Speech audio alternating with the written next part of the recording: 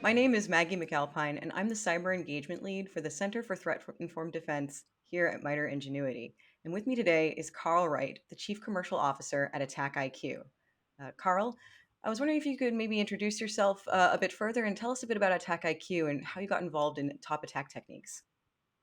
Great. Well, thank you, Maggie. Really excited to be here. Well, as you know, AttackIQ has been a founding research partner of the center since the inception. And when we saw this project, we absolutely knew we'd have to participate in it. We've heard over and over and over again from organizations of different capability maturity models of like, how do I get started with attack?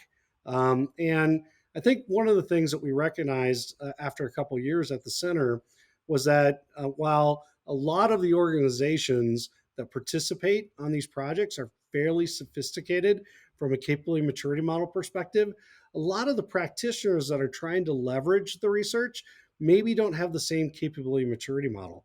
And so, what we wanted to do was to produce a project that would help organizations, regardless of whether they were small mom and pop shops or large enterprise financial organizations. So, in addition to those goals, Carl, could you tell us a little bit more about other broader industry challenges that top attack techniques addresses? Yeah, absolutely. So, as I briefly mentioned before, a big part of a Top Attack Techniques project was helping organizations to understand where to get started. But the calculator went much farther than that in a couple, I think, incredibly impressive ways. One, it incorporated prevalence. What's the prevalence of certain types of attacks as they're happening out there? The second thing it did is it incorporated choke point analysis, and so besides having all the data behind the MITRE attack framework with all the sightings and all the information pertaining to what adversaries are doing, what the calculator wanted to do was help organizations based on things that they deployed, infrastructure and other things, capabilities that they had for detection, plus prevalence and choke point analysis, identify which techniques that they should focus on in getting started. Because as you know, the matrix has grown exponentially. I mean, not only is it more TTPs and sub techniques, but now we have cloud and we have all these other frameworks within attack. So organizations have to figure out how to get started somewhere. So with that covered then, so how does top attack techniques solve that problem and how is it helping practitioners and who would you actually target it at as an audience of users? Well, the target audience for attack techniques, top attack techniques, in the calculator is broad. It's everyone. So Carl, can you tell me a little bit more about how top attack techniques solves the problem? Yeah, that's great. So, I think the best way we could do that is maybe just jump to the CTED website and let's take a look at the calculator real quick. All right, so here we are at the Top Attack Techniques website on the CTED website.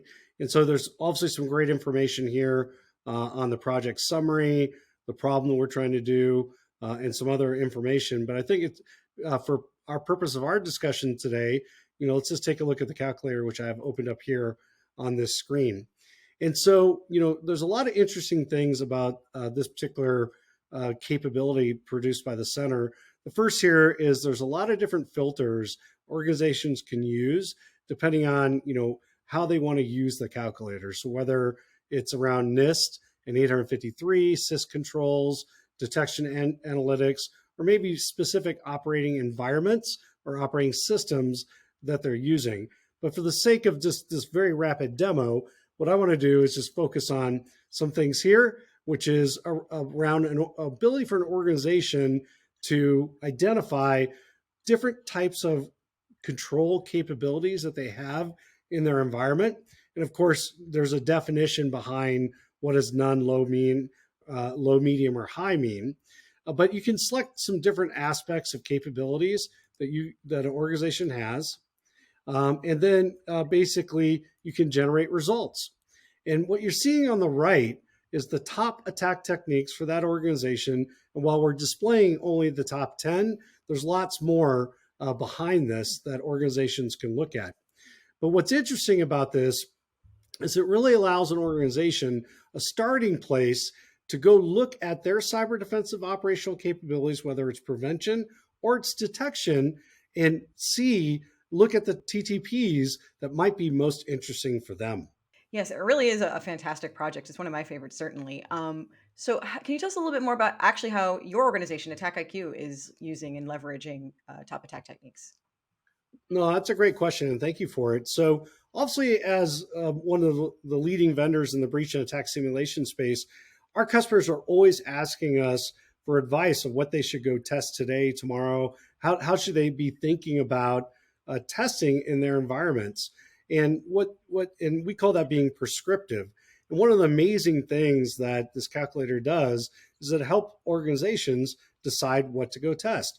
And so I'll just switch over to our platform again, and when I come into the platform, basically we have something called a scenario library that has tons of scenarios, well over 3,000 that people can go test.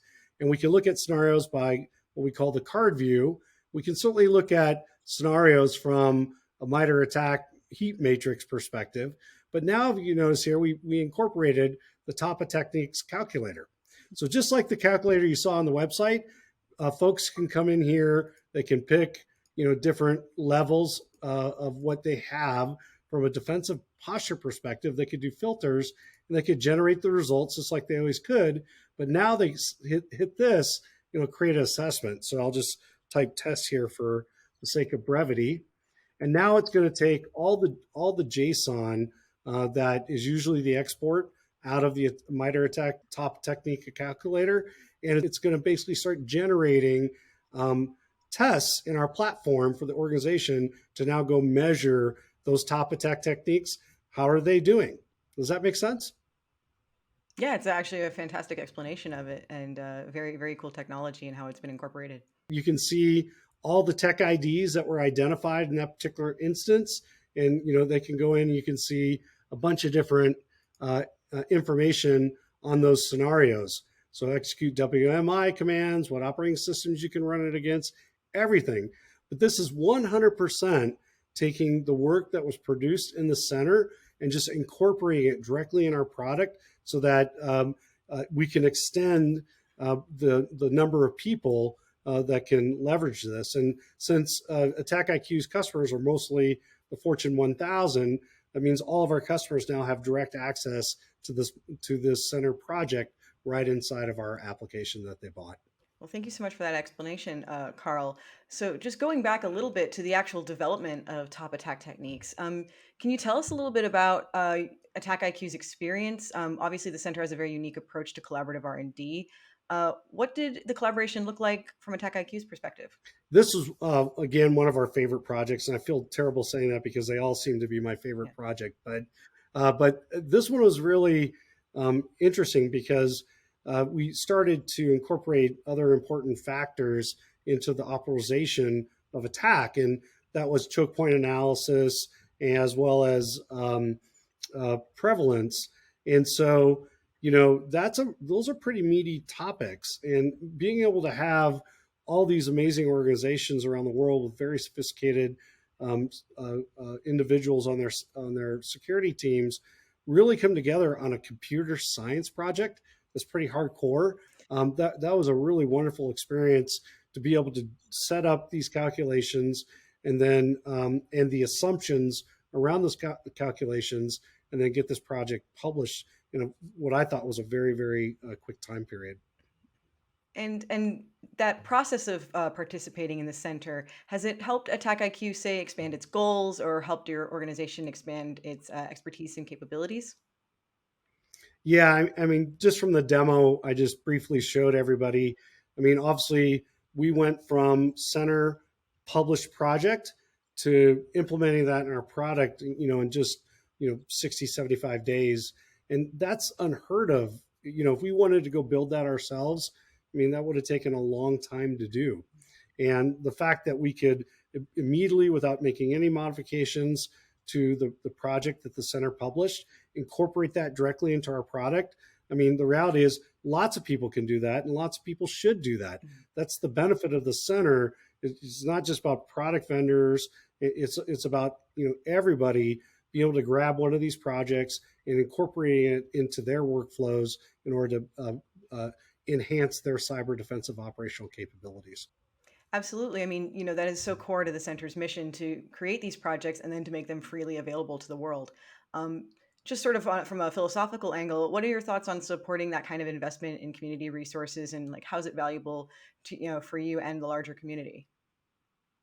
Yeah, I think a lot of organizations talk about giving back, and I think a lot of organizations do, but it's hard to always demonstrate the impact of that giving back to the community and being a better steward inside of the community. And I think for Attack IQ, being a member of the center and investing hard and soft dollars into these projects allows us to put our um, you put ourselves out there as individuals that are highly concerned about the asymmetric aspect of cyber warfare today, and the fact that more of us have to come together and work together on these projects in order to affect positive outcomes over the adversaries that are far too organized.